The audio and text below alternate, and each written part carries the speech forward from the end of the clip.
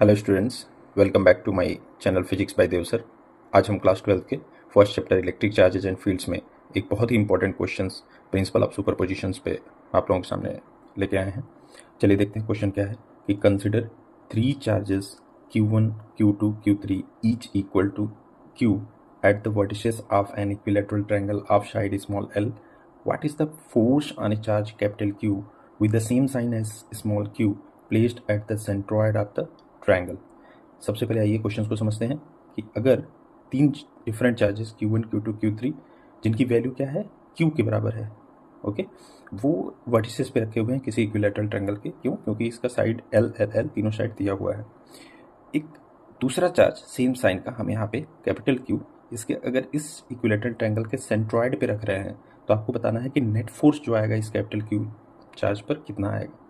तो आइए समझते हैं सबसे पहले कि सेंट्रॉइड क्या होता है। सेंट्रॉइड है जहाँ पे तीनों मीडियन आकर के मिलते हैं, जिस पॉइंट पे उसको हम सेंट्रॉइड बोलते हैं, यानी कि इस वर्टिसेस से लेकर के अपोजिट साइड के मिड पॉइंट के बीच के मिलने वाली रेस को जो मीडियन बोलते हैं।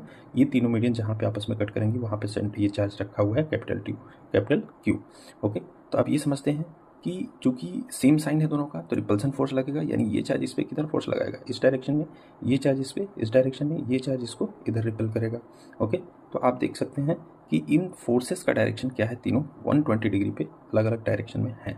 ओके, आप यहाँ देख सकते हैं AO, हमने AO को स्मॉल r के बराबर लिया है तो BO भी मेरा स्मॉल r हो जाएगा और CO भी स्मॉल r हो जाएगा। ये डिस्टेंस हमने जो लिया है इन चार्जेस से इस चार्ज के बीच की दूरी क्या लिया है, स्मॉल r लिया है, जो कि तीनों केसेस में इक्वल है। अब हम इसको सबसे पहले वेक्टर फॉर्म से समझेंगे। यूनिट वेक्टर अगर देखा जाए, जैसे AO ये यूनिट वेक्टर है, आप देख सकते हैं यहाँ पे A से O की तरफ और B से O की तरफ, B से O की तरफ एंड C से O, और ये C से O की तरफ यूनिट वेक्टर है। और आप ध्यान से देखें तो ये क्या बना रही है, एक लूप बना रही है। और वेक्टर फॉर्म में आप पढ़े होंगे कि अगर ये लूप बनाती है तो नेट रिजल्टेंट जो होता है वो 0 होता है। तो आप देख सकते हैं अगर तीनों यूनिट वेक्टर्स को हम ऐड करते हैं तो इसकी वैल्यू कितनी आ रही है, 0 आ रही है। इसका यूज हम नेक्स्ट सोल्यूशन में आगे करेंगे। आगे देखते हैं हम लोग कि force on charge capital Q due to Q1, यानी कि कैपिटल Q पे Q1 के कारण से कितना फोर्स लग रहा है, 1/4 pi epsilon not Q1 divided by r square. And unit vector क्या होगा, A से O की डायरेक्शन में, जो कि यूनिट वेक्टर है। इसी तरह से हम F2 निकाल लेंगे, F3 निकाल लेंगे। और जब प्रिंसिपल ऑफ सुपरपोजिशन आप लगाते हैं कि नेट फोर्स कितना आएगा इस कैपिटल Q चार्ज पे, तो हमें क्या लिखना पड़ेगा, F equals to F1 plus F2 plus F3।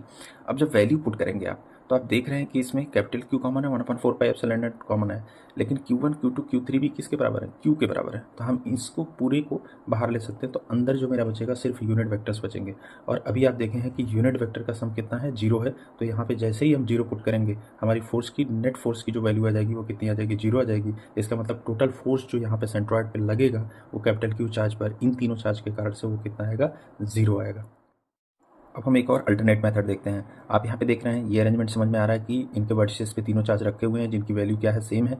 और फोर्सेस जो है, अगर इसके सेंट्रॉइड पे लगने वाला फोर्स इस चार्ज के कारण से इस कैपिटल Q पर क्या है, F1 इधर है, F2 इधर है, F3 इधर है। अगर हम इसको यहाँ पे देखें फोर्स के फॉर्म में तो F1 नीचे की तरफ, F2 इधर, F3 इधर है, और सभी के बीच में 120 डिग्री एंगल बन रहा है। ठीक है, अब हम इस मेथड में क्या करेंगे, F2 और F3 का रिजल्टेंट निकालेंगे। वो आप देख सकते हैं कि हम इस मेथड से निकाला हमने, चूँकि यहाँ पे cos 120 डिग्री आ रहा है और cos 120 डिग्री की वैल्यू -0.5 होता है। जब हम इसमें पुट करेंगे तो कितना आएगा, 2f² माइनस f², यानी कि F23 की वैल्यू कितनी आ रही है, f आ रही है। यानी कि इन दोनों का रिजल्टेंट जो आ रहा है अपवर्ड डायरेक्शन में f आ रहा है, जबकि F1 नीचे डाउनवर्ड डायरेक्शन में उसकी भी वैल्यू कितनी है, f है। तो आप देख सकते हैं कि ऊपर और नीचे दोनों फोर्सेस इक्वल हैं, तो नेट फोर्स जो आ जाएगा वो कितना आ जाएगा, 0 हो जाएगा। Thank you for watching this.